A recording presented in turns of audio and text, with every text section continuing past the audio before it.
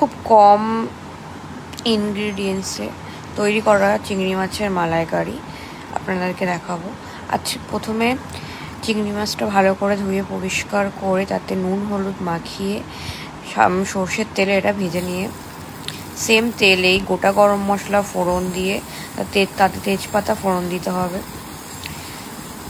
তেজপাতা ফোড়ন দিয়ে তার মধ্যে বেটে রাখা পেঁয়াজ আদা রসুন পেস্ট দিয়ে ভালো করে ভেজে নিয়ে তার মধ্যে নুন হলুদ লঙ্কার গুঁড়ো ধনের গুঁড়ো দিয়ে মশলা কষে এলে তাতে আমি গরম জল দিন এবং তার মধ্যে একটা আমুলের গুঁড়ো দুধ দিন, কারণ সবসময় তো সবার কাছে নারকেলের দুধ অ্যাভেলেবেল থাকে না।